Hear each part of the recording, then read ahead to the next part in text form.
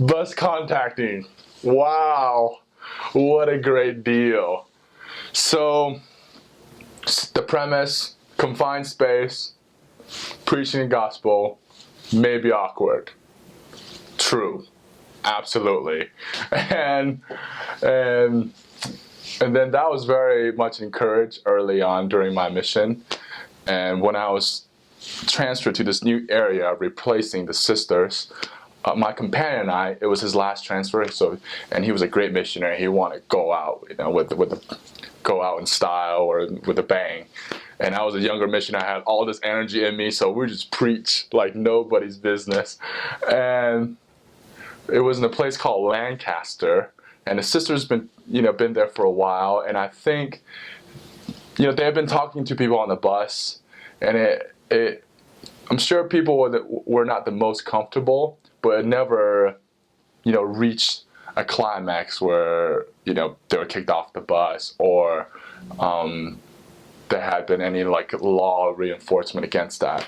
So they left, and my companion and I, Elder Wolfert, from Germany, we were not as cute as the sisters, and we were just very gung-ho. It took us 8 days before the local newspaper actually published an article on how we should not continue to preach the gospel on the bus.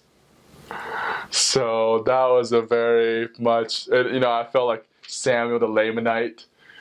Instead of standing on the wall, we're standing on the buses just preaching, talking. It's not, of course, we're not yelling at people. It's more of, hey, how's it going? Good. Hey, you have a good day? Good. Well, my friend and I were sharing about the gospel of Jesus Christ. And so, yeah, we're in a newspaper for that. So this was I was very fortunate to serve in the area, the same area 3 times. When I was trained, smack dab in the middle, and at the very end, where I finished. And the second time I went to this area, central Manchester, where the university is, or the universities are. My last day, it was a very spiritual day, because it's my second time in the area. I love the people. I know them very well. I've known them for a year now. And my last day, just by coincidence, I bumped into about 4 or 5 really progressing investigators in the past, but never got baptized. And spoke to them, got their numbers again, and gave it to my companion. Really feel like the Lord was trying to tell me something.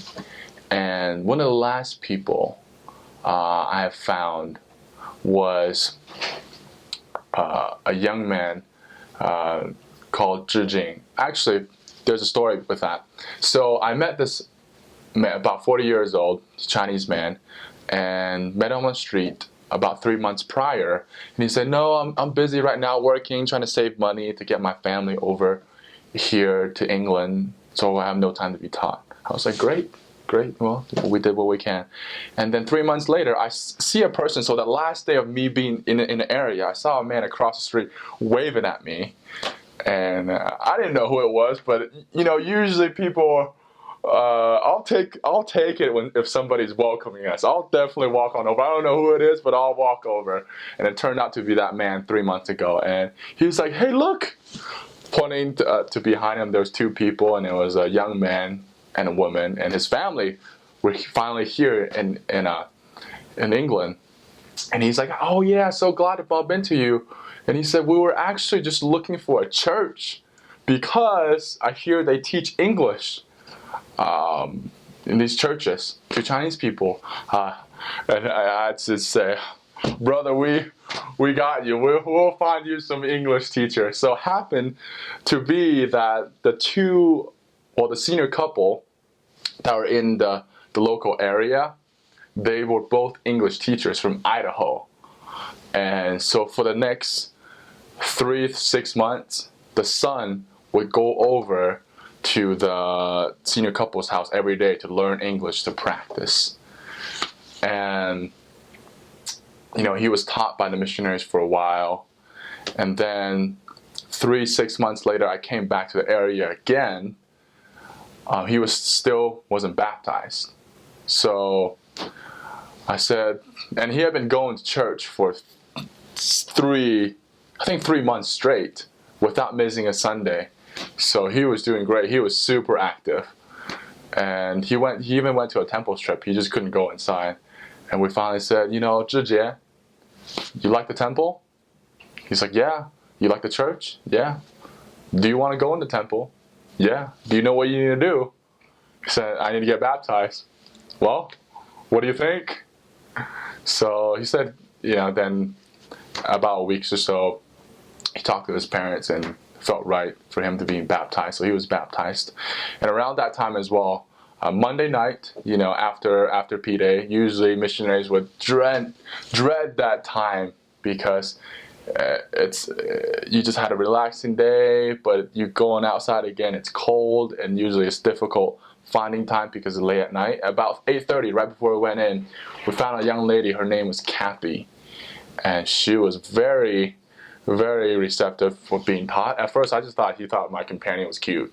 I was like, you know what? You know, if she wants to be taught, yeah, we'll give her a chance. So next day, we taught her, and we just taught her 3-4 times a week, and she was like the only person that I remember one time she had to miss a lesson, and usually investigators were like, oh, okay, well this week we'll just have 2 instead of 3. She actually booked a lesson the day after to make sure she doesn't miss out on the gospel. So very much she joined the church for the right reason. And Zhijie and Kathy, 6 months later, they were actually both participated in EFY in England. And Zhijie was a youth participant, and Kathy was actually very fortunate to be a EFY counselor. So they're both coming together, and it's a very fulfilling moment for me as a missionary to see that, especially because, you know, my family moved over states around Zhijie's age, and I've just seen it bless my life. And for me to see that cycle happen again in England to another individual, for me to know at least I found someone that my mission had some good in it, was very fulfilling and very rewarding.